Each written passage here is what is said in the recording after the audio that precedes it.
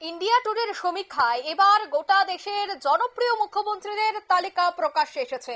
প্রথম স্থান অধিকার করেছে উত্তরপ্রদেশের মুখ্যমন্ত্রী যোগী আদিত্যনাথ, আর দ্বিতীয় স্থানে রয়েছে পশ্চিমবঙ্গের মুখ্যমন্ত্রী মমতা বন্দ্যোপাধ্যায়। ইন্ডিয়া ট্যুরের যে মোড অফ দ্য নেশন যে সমীক্ষা চালানো হয়েছিল, সেই সমীক্ষায় কিন্তু মমতা বন্দ্যোপাধ্যায় দ্বিতীয় স্থান এবং প্রথম স্থান দখল করেছে যোগী আদিত্যনাথ। কিন্তু অবাক করার মতো বিষয় হচ্ছে যে দ্বিতীয় স্থান অর্জন করেছেন মমতা বন্দ্যোপাধ্যায়, সেই মমতা বন্দ্যোপাধ্যায়ের রাজ্যে জনপ্রিয়তার দিক থেকে সব থেকে পিছিয়ে রয়েছে মমতা বন্দ্যোপাধ্যায়। সে বিষয়ে আরো বিস্তারিত জানবো। টেলিফোন লাইনে যুক্ত হয়ে গেছে পশ্চিমবঙ্গ থেকে প্রতিনিধি টুপাই হোর। টুপাইদা, গোটা দেশ জুড়ে যে সমীক্ষা চলেছে সেখানে দেখা গেছে যে মমতা বন্দ্যোপাধ্যায় দ্বিতীয় স্থানে এসেছে জনপ্রিয় মুখ্যমন্ত্রী হিসেবে, কিন্তু মমতা বন্দ্যোপাধ্যায় যে রাজ্যের মুখ্যমন্ত্রী সেই রাজ্যেই জনপ্রিয় মুখ্যমন্ত্রী তিনি নন। এই সমীক্ষায় আবারও একটা প্রকাশ্যে এসেছে, কি বলবে বিষয়টা নিয়ে? এটা একটা ইন্ডিয়া টুডের যে কি voter mode of the nation survey হয়, যেটা 1 জুলাই থেকে 14 আগস্ট অব্দি এরা সার্ভে করে ভারতবর্ষের প্রতিটি লোকসভা কেন্দ্রে।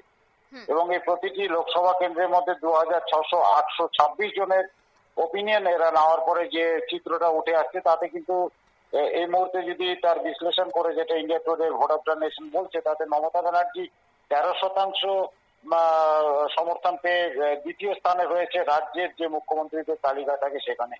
কিন্তু সেটাকে বিশ্লেষণ করলে পশ্চিমবঙ্গের ক্ষেত্রে সেই শতাংশটা কমে যাচ্ছে, কমে গিয়ে কিন্তু মমতা নিজের রাজ্যেই তার জনপ্রিয়তার যে গ্রাফ সেটা কিন্তু নিম্নমুখী বলেই রাজনৈতিক বিশ্লেষক যারা আছে তারা কিন্তু সেটাকেই বর্ণনা করছে।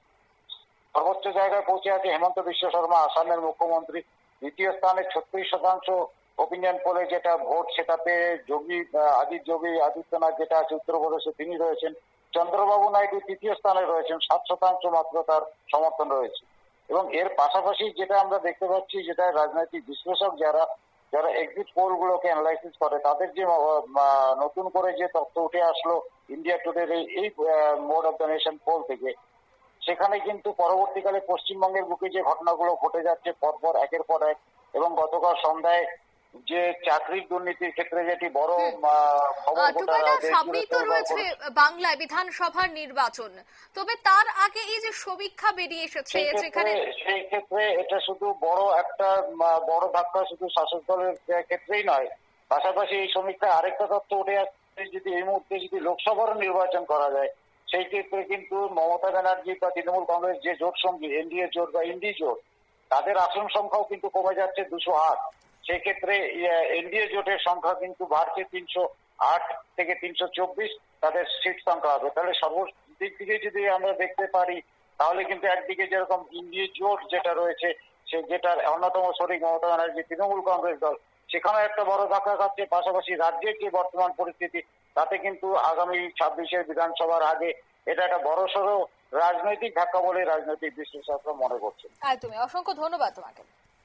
অর্থাৎ 26-এ যেহেতু রয়েছে পশ্চিমবঙ্গের নির্বাচন, তার আগে এই সমীক্ষার কিছু একটা প্রতিফলন ঘটতে পারে। তবে দেশের যে জনপ্রিয় মুখ্যমন্ত্রী সে তালিকায় দ্বিতীয় স্থানে উঠে এলেও পশ্চিমবঙ্গে কিন্তু জনপ্রিয়তা অনেকটাই কমেছে মুখ্যমন্ত্রী মমতা বন্দ্যোপাধ্যায়ের। সম্প্রতি যে India Today mood of the nation সমীক্ষা, সেই সমীক্ষার ফল সামনে আসার পরেই পশ্চিমবঙ্গের রাজনীতিতে নতুন করে কিন্তু শোরগোল শুরু হয়ে গেছে। নিয়ে নিচ্ছি ছোট্ট একটি বিজ্ঞাপন বিরতি, সঙ্গে থাকুন।